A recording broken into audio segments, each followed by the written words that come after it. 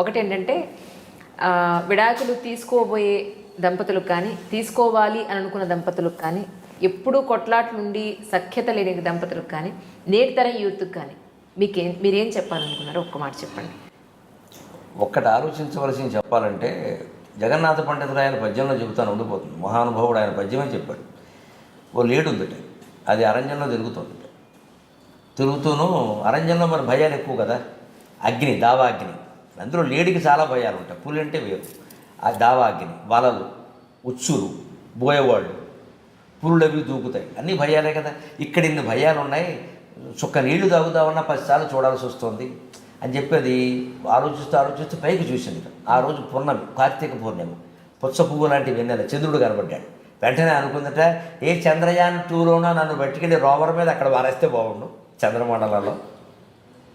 జగన్నాథ పండితురాడు అద్భుతంగా చెబుతాడు ఆ విషయం. లేడు అనుకుంది, చంద్రమండలం బాగా కనబడుతుంది, భూమి లాంటిదే కదా అది కూడా, అక్కడ వారేస్తే హాయిగా ఉండొచ్చు, ఈ వలలు ఉండవు, ఉచ్చులు ఉండవు, కిరాతులు ఉండరు, పోయేవాళ్ళు ఉండరు, పులులు ఉండవు అని అనుకుంది. అనుకుంటే అప్పుడు గమ్మత్తు జరిగింది. ఇచటం నీవు భయంకర ధ్వనులు లేవి చోట ఉత్సువలల్, ఇచటం నీవు కిరాత బాణములు లేది చోట దవానలంబు, ఇచటం నీవు భయంకర ధ్వనులు లేవి చోట ఉత్సువలల్, ఉచిత స్థానమిదేయటంచు హరిణంబూహించి చేరెన్ శశిన్, ఉచిత స్థానమిదేయటంచు హరిణంబు ఊహించి చేరన్ శశిన్, అచటన్ బ్రహ్మ విధించనం చెరుగదాక రాహుదం తక్షతు, అచటన్ బ్రహ్మ విధించనం చెరుగదాక రాహుదం తక్షతు. ఈ లీడు అనుకుందట, నన్ను ఏ దేవుడైనా పట్టుకెళ్ళి ఆ చంద్రమండలంలో బారేస్తే బాగుండు, సుఖంగా ఉంటాను ఈ బాధలు లేకుండా అని అనుకుంటే శివుడికి జాలి వేసింది. జాలి శివుడికి ఎక్కువ కదా, శంకరుడు వంటి దైవం లేరంట. పైగా శివుడు మృగధరు, లేడిని ధరించి ఉంటాడు ఆయన. ఈ నాళ్ళపట్టి నా చేతుల్లో ఉంటుంది, ఇది ఈ జాతే కదా, దానికి ఉపకారం చేద్దామని డామని తీసుకెళ్ళి చంద్రమండలంలో వాడేశాడు. కథ అలాగే ఉంటుంది కదా. అప్పుడు అది చూసింది, ఇంత చేసి అక్కడ గడ్డి లేదు, పులులు లేవు, సింహాలు లేవు, ఉచ్చులు లేవు, బలాలు లేవు, ఏం లేకపోతే ఏమమ్మా గడ్డి లేదు ముందు, ఎలా బతుకుతావు వెరుమొహం. సంసారాలు మారే వాళ్ళకి, ఉద్యోగాలు మారే వాళ్ళకి అందరికీ నాకు ఇది సలహా. ఉద్యోగం మారితే ఇంకో ఉద్యోగం దొరకవచ్చునమ్మా. సంసారం మారితే పెనం మించి పొయ్యిలో పండిట్టే, పెనం మించి పొయ్యిలో పండిట్టే అనుమానం లేదు. ఈ వీడు రాక్షసుడైతే వాడు బ్రహ్మరాక్షసుడు వచ్చేస్తాడు. అలాంటి పనులు చేయకూడదు. ప్రవచనకర్తగా ఎట్టి పరిస్థితుల్లో నేను సమర్థించలేను. అంత తీవ్రమైన హింస ఎవరికైనా ఆడాళ్ళకో మొగాళ్ళకో ఉంటే వారి నిర్ణయం వారు తీసుకుంటారు. నేను చెప్పవలసింది కాదు, నా నోటితో నేను అనలేను అన్నమాట. మనది మామిడాకుల సంస్కృతి కానీ విడాకుల సంస్కృతి కాదు. ఇక్కడ ఆలోచించాల్సిన, ఆ లేడు అక్కడికి వెళ్ళి ఏం చేసిందంటే, అక్కడ కనపడకపోగా గడ్డి లేకపోతే పానీయండి, అంతా బాగుంది కాసేపు చూద్దామని చూస్తుంటే ఆ రోజు పూర్ణిమ కదా అనుకోకుండా చంద్రగ్రహణం అంట, రాగు వచ్చి మింగేస్తున్నట్ట. అప్పుడు ఎక్కడికి పోదామన్నా దారి లేదు, ఎందుకంటే చంద్రబింబమే లోపలికి వెళ్ళిపోతాడు. అప్పుడు అయిపోయి అడవిలో ఉంటే భయాలు ఎన్నోయా, తప్పించుకునే దారులు కూడా అన్నీ ఉన్నాయి, అంతే కదా. బాణం వేసినా పులి గెలిచినా తప్పించుకుందుకు దారులు కూడా అన్నీ ఉన్నాయి. ఇక్కడ దారి తప్పించుకునే దారి లేదు, భయం అలాగే ఉంది. అంతకంటే పెద్ద భయం ఇది, మొత్తం మింగేస్తున్నాడు. అరణ్యంలో పులి ఒక చోట ఉంటుంది, రెండో చోట ఉండదు. దావారణం ఒక చోట ఉంటుంది, రెండో చోట ఉండదు. వల ఒక చోట ఉంటుంది, రెండో చోట ఉండదు. చంద్రబింబాన్ని మొత్తం మింగేస్తుంటే రాహువు టోటల్గా మొత్తం ఇండియన్ లోపలికి మింగినట్టే. ఇది తప్పించుకునే దేవుడా వద్దు నా అడవిలో నాకు బాధ, ఎందుకంటే పాత దేవుడు కంటే కొత్త దేవుడు కంటే పాత దెయ్యం నయ్యమట. కొత్తవాడు అంటే దేవుడైనా పాత దెయ్యం నయ్యం, అలవాటు పడ్డాం. ఆ దెయ్యం నుంచి తప్పించుకోవడం కూడా మనకు తెలుసు. కొత్తవాడు దేవుడైతే మాత్రం వాడు అనుగ్రహిస్తాడో ఆగ్రహిస్తాడో తెలియదు. అసలు వాడికి అభిషేకం ఇష్టమో అలంకారం ఇష్టమో తెలియదు, ఎవడు పడతాడు ఇవన్నీ అని ఆ లేడు మొక్కుకుంటే అయిందా దా అని కింద పారేశాడు. ఇది జగన్నాథ పండితురాయల కొంచెం. భగీధర నళినీమోహన్ అని ఆయన తెలుగులో రాశాడు, పండితురాయలు సంస్కృతంలో రాశాడు. అందరూ ఆలోచించాల్సిన విధానం. తప్పించుకోవడం ఇక్కడేదో తగాదా రాగానే నేను బతకలేనా, నా ఉద్యోగం నాకుంది అని మొగాడు అనకూడదు, ఆడదే అనకూడదు. అమ్మ ఇవాళ సమస్య ఏంటంటే, ఒక్క మహిళకి చెప్తున్నాను నేను సలహా, నా సోదరిగా. తప్పించుకుని కూడా పిల్లలతో ఉండి కానీ లేక కానీ బయటికి వెళ్ళింది అని కానీ ఆ సంస్థలో పనిచేసే వాళ్ళే పడిపోతారమ్మ కనుక. వాళ్ళు ముందు లోకు కట్టేస్తారు.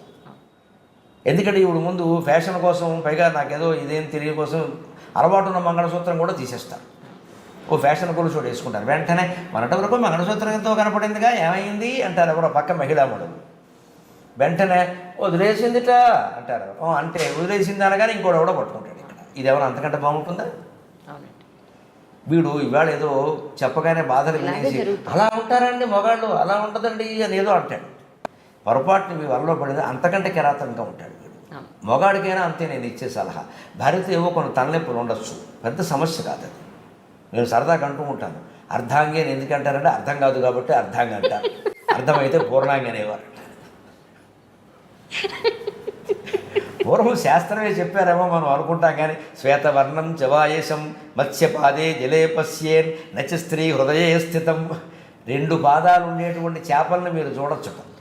వాత్స్యాయన కామసూత్రంలో చెబుతాడు ఈ శ్లోకం. అది కూడా చదివా. అందులో చెబుతాడు స్పష్టంగా, ఏమిటి? శ్వేతవర్ణం చవాయసం, తెల్లని కాకులు లేవంటారు, ఎక్కడో అక్కడ ఉంటాయి, కనుక్కోవచ్చు, చూడొచ్చు, పర్వాలేదు. చేపకు కాళ్ళు ఉండవు, కానీ కాళ్ళు ఉన్న చేపలు కూడా ఉండొచ్చు, కనిపెట్టచ్చు. కాళ్ళు ఉన్న చేపల్ని కనిపెట్టచ్చు, తెల్లని కాకుల్ని కనిపెట్టచ్చు, కానీ స్త్రీ హృదయంలో ఏముందో కనిపెట్టడం కష్టం అన్నాడు. శాస్త్రకారులు చెప్పిన దాన్ని నేను చెబుతున్నాను. మహిళా సంఘాలు వాళ్ళు గొడవ చేస్తే నమస్కారం. ఇప్పుడైతే మేడం మీకు అర్థం కాలేదు. అర్థం కాలేదు. నిజానికంటే అమ్మ అలా కాదు, అర్థం కానిదే ఆనందంగా ఉంటుంది. మీరు గమనించండి, మన పిల్లలు హిందీ పాటలు వింటారు ఎక్కువ, ఎందుకు? అర్థం కావు కాబట్టి. అర్థమయ్యే పాట వినమానండి, వీడు వినడం. అర్థం కానిదే ఎక్కువ బాగుంటుంది. అసలు చాలామందికి సాహిత్యం కంటే ఎక్కువ సంగీతం ఆనందం కలిగింది, అర్థం కాదు కాబట్టి. సంగీతంలో అర్థమయ్యేందుకు ఏముంది? సాహిత్యం వినరు, ఎందుకు? కవి సమ్మేళనం అనండి, సాహితీ సభ అనండి, మళ్ళీ మా తెలుగు పండితులే, అది వాళ్ళు కూడా రారీట్లేదు. మంచి మా కవులే 10 మంది కూర్చోవడం, వాడి కవిత్వం నేను, నా కవిత్వం వాడు, ఇంకా పరస్పర తద్దినాలు అంతే. ఇక్కడ ఇంకెవడు లేడు అక్కడ. ఎందుకంటే మనకి అర్థం కాదండి అదంతా. ఏమిటి అర్థం కాదు? అంత పూర్వకవులు అంత ప్రౌఢ భాష వాడేవి, అసలు మాకు వస్తే కదా ఆ భాష. అంత గ్రాంధికం అసలు వాడినే. సంగీతం ఎలా అర్థం అవుతుంది? మ్యూజిక్ బ్రహ్మాండం అండి, టాప్ లేచిపోయింది, ఏమిటో లేచిపోయింది వాడికి. అర్థం కాని సంగీతం బాగుంటుంది కదా, అలాగే అర్థం కాని హిందీ పాటలు బాగుంటున్నాయి కదా. అర్థం కానప్పుడే సంసారం చాలా బాగుంటుంది. అర్థం అవ్వడం అంటే ఎక్కడికమ్మా? జగత్ అర్థమైందా? నీ జీవితం నీకు అర్థమైందా? భార్య అర్థం కాలేదంటావు, ఆవిడికి మనము అర్థం కాలేదుగా. ఆ మాటకు వస్తే అది రైటేగా, మనం చెరువుకి కొంటున్నాం. కానీ అర్థం కావడం అంటే ఎక్కడికి అర్థం అవ్వాలి? మిమ్మల్ని నేను అర్థం చేసుకోలేకపోతున్నాను ఏమిటి? ఏ విషయంలో ఓ పరిమితి లెక్క ఏదైనా ఉందా? మనస్సు అమ్మా, ఇది ఎందుకు వస్తుందంటే సమస్య. చివరిగా ఒక మాట చెబుతాను, ఇక మీరు వదలరు కాబట్టి నేనే. మనస్సు ఇదంతా సమస్య ఎక్కడదంటే మనస్సు ఉంది ఉంది ఉంది ఉంది అని దాని మీద పరిశోధన చేస్తున్నాం మనం. అసలు లోతుకి వెళ్ళిన కొద్దీ అర్థమవుతుంది. యోగ వాసిష్టం సహా సమస్త వేదాంత శాస్త్రాలు చెప్పిన మాట, మనస్సు లేదు. మనస్సు ఒక శూన్యం, మనస్సు ఒక భ్రమ. ఆలోచనల సముదాయాన్ని మనం మనస్సు అనుకుంటున్నాం. ఈ ఆలోచన మనస్సు కానప్పుడు ఆలోచనల సముదాయం కూడా మనస్సు కాదు. ఒక ఆలోచన తర్వాత ఇంకో ఆలోచన వస్తుంది, ఆలోచన మధ్యలో గ్యాప్ కూడా ఉంది. ఆలోచనకి మధ్యలో గ్యాప్ను పట్టుకోగలిగితే మనస్సు లేదనే విషయం అర్థమవుతుంది. అర్థం కాలేదనేది మనం మనస్సు. ఆ మనస్సు అలా ఉంటే కదా నీకు అర్థం కావడానికి. ఒకలా ఉంటే అర్థమవుతుందమ్మా. ఇప్పుడు ఒక మనిషి మన ఎదురుగా ఉంటే 6 అడుగులు పొడుగు అని అర్థమైంది. పొడుగు లేనిది ఎలా అర్థమవుతుంది? 3 అడుగులు పొట్టి అని అర్థమైంది. పొట్టి లేనిది ఎలా అర్థమవుతుంది? ఎరుపు రంగు అర్థమైంది, తెలుపు రంగు అర్థమైంది. రంగు లేనిది ఎలా అర్థమవుతుంది? మనస్సు పొట్టి కాదు, పొడుగు కాదు, రంగు ఎరుపు కాదు, నలుపు కాదు, మంచి కాదు, చెడ్డ కాదు, అన్ని రకాల కలిసిపోయింది. ఏ క్షణం ఏం మారుతుందో తెలియట్లా. ఆ మనస్సు మీద మనం ఆధారపడ్డాం. అంటే సంసారాలు బాగుండాలంటే ముఖ్యంగా విచిత్రంగా ఉండొచ్చు, కానీ మాట అద్వైతం నేర్చుకోవాలి. అంతేకాదు వైరాగ్యం నేర్చుకోవాలి ముందు. అసలు చాలా గొప్ప విషయం ఇది. చాలామంది పెళ్లి చూపుల్లో మొదట వేయాల్సిన ప్రశ్న, మీకు వైరాగ్యం ఉందా లేదా? జన్మలో ఎవడు వేడి ఈ ప్రశ్న, కానీ అలా వేసిన వాడి సంసారమే బాగుంటుంది.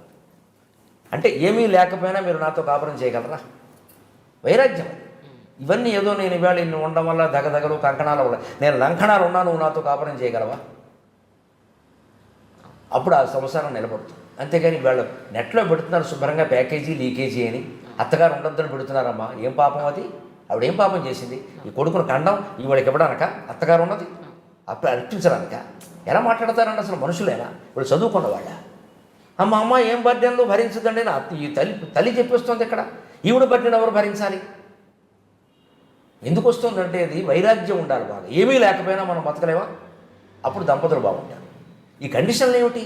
ఇంత ఆస్తి ఉండాలి, ఇంత ఉద్యోగం ఉండాలి, అది గవర్నమెంట్ ఉద్యోగం అయి ఉండాలి, ఇన్ని లక్షలు రావాలి. ₹1,00,000 ఈ రోజుల్లో ఒక జీతమా అండం విన్నానమ్మా. మరి ఎంత వస్తే జీతం అమ్మా?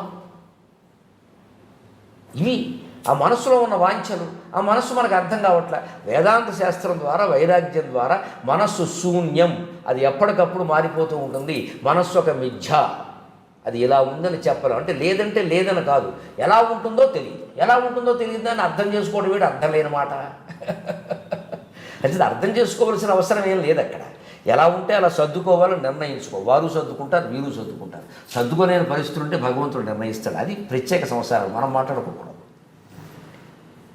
అప్పుడు మనుషులు అర్థమవుతారు. ముందు ఉండవలసింది వైరాగ్యం. నేను తాళి కట్టించుకున్నాను, నేను తాళి కట్టాను, అగ్నిసాక్షిగా ఇద్దరం ప్రమాణం చేశాను. 6 100 అవని, 100 6 అవని, తాడు పేడవని, పేడు తాడవని, ఆవిడతోనే సంసారం, ఆయనతోనే సంసారం. పైగా పిల్లలు ఉన్నాక ఎలా ఆలోచిస్తారండి? అర్థం లేదు. వాళ్ళు ఏమైపోతారమ్మా?